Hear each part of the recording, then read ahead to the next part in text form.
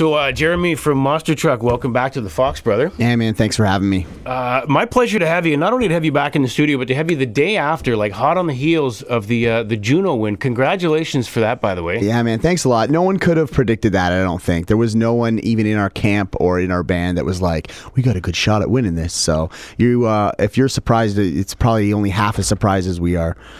Well, that was sort of my next question, and it's cool to hear that you're surprised, but I think it's kind of how do I want to word this? I think it's like a step in the right direction as far as like rock bands. The fact that you guys can be out there chugging riffs in a straight-ahead rock band and win a Juno for that as a breakthrough artist. I mean, that speaks volumes to good old-fashioned rock and roll, especially in a country like Canada where it's always a little more tricky. And do you know what I'm saying? Oh, yeah. We've been getting a lot of messages like that from people, actually, and it's really inspiring to have everyone kind of have that sentiment in mind when they're congratulating us, being like, you know, you really scored one for the good guys, or, you know, however they want to put it, based from the rock angle. And we were, like I said, we were shocked, but we also felt real good that we scored one for rock and roll, and I think that is the way things are going right now. We got the Sheepdogs on the up. Right. Things are going great for us, and there's a bunch of other bands in the country that are coming up too, and I think you'll probably be hearing from them over the next year. So, anybody you want to mention? Anybody you want? Well, definitely Indian Handcrafts. They like when we scored on the back end of the Billy Talent tour. We got the last 4 shows when Sum 41 dropped off,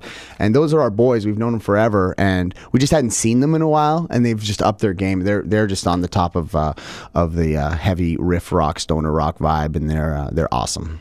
And you guys, besides last night at the Junos, and I'm not going to rub it into it. I know you're kind of feeling it from last night. I'm sure you had Regina's a good city for that at the best of times. Yeah. But you guys have been very, very busy recently in general, not just with the last couple of days. Maybe yeah. Talk a little what you've been up to the last 6 months or so. Basically, I don't know. We came to the conclusion that the record we recorded in LA last spring was no good. So the beginning of this year, kind of like the end of last year, started with us retracking the record from scratch.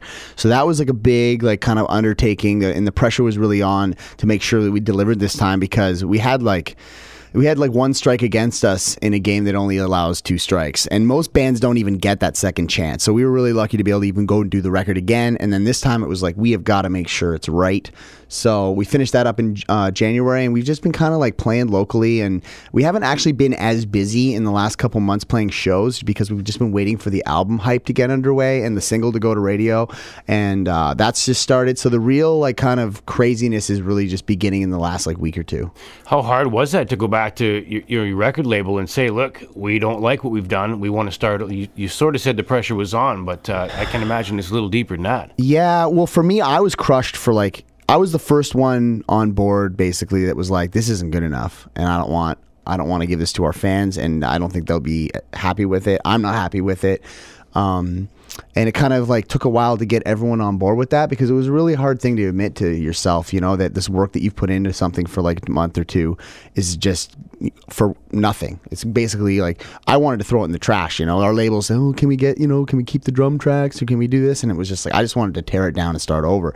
So it was a long process of getting the label on board with that. And I think after a while, they saw it too. They had to sit with it longer. They're not as close to it as we are. Right. And I think once they kind of got the feeling that it could be better, it was easier for everyone else in the group to come to terms with it. And then once we reached that point, it was just like, now we're just on a positive note, gung-ho forward, let's do it again. And we got our boy Eric Ratz to get, you know, he was the guy who did the Brown EP, and we was like, let's get him back. We should have never left that producer in the first place. And we just, man, we went and did it. And then I don't think I could be happier with the result. You're doing I was going to call it a private show, and it pretty much is. It's a Win to Get In show at the Roxy tonight. Yep. What the people that are maybe making their way down to the Roxy as we're on the air here now, what can they expect as far as the Monster Truck show tonight? I think it's more of the same. I mean, if you come to know our band, I think we put on a pretty good live show, and then we probably should be able to pull it out again tonight, even though we're all ridiculously hungover from last night's Juno celebrations. Yeah, just whatever you've come to expect from our band, I think you'll get it again. Also, now we're going to air this portion at a later date, but it's kind of exciting for you guys, I would think, because we are about to announce that you guys are going to be on a bill with Alice in Chains for Foxfest Canada Day at Deer Lake Park. What happens when your management calls you up and says, hey, do you feel like opening for Alice in Chains on Canada Day outside in the sunshine? You okay with that? Or you're not? And it's I wait for those phone calls, actually, you know, like, or those emails or whatever they are. I'm constantly I'm on the computer a lot doing a lot of the social networking stuff, and I'm kind of like the point person as far as the first phone call goes out.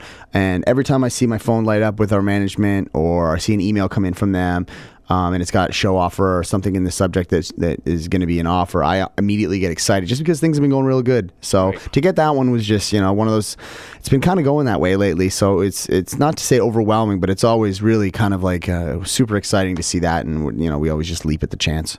It's good to savor every moment of it, too. Yeah, it's important. That's a lot of advice that we get from friends, too, is just to be present and really be taking it all in as much as possible, because, I mean, especially with the beers and everything, it's easy to get blurry really quickly. But, yeah, you always got to kind of step back and take a look at what's going on and just really appreciate everything that's happening. Well, it's going to be one hell of a Canada Day at Deer Lake Park for sure. Alice in Chains, Monster Truck, and there'll be another band we're going to announce eventually, too. You guys have a chance, though, to get some Americans, some Southern Americans on board with the truck as well. And maybe talk a bit about that, because this band that you're going to head out with for a little while, man, these guys have been doing it for a long, long time. Yeah, going to the U.S. with Seven Dust. Doing like a week and a half, kind of just like hitting a route all the way down to Florida. I don't really remember the exact locations because my brain is scrambled eggs right now. But yeah, we're going all the way down to the south in the States with them. And, the United States is a real hard nut to crack for a Canadian band. So this is a great way, to kind of introduce ourselves to those areas. And, I think their fans will really dig it. And, we'll just have to see how it goes. And I'll probably come back and tell you about it in a couple months. Yeah, exactly. Yeah. Well, we'll get you back here for Canada Day for sure. Yeah, you bet. Again, congratulations on the Juno win. Thanks, man. Well deserved. Very, very cool. And have a great show tonight at the Roxy. All right, thanks a lot, man. Jeremy, Juno award winning Monster Truck on the Fox.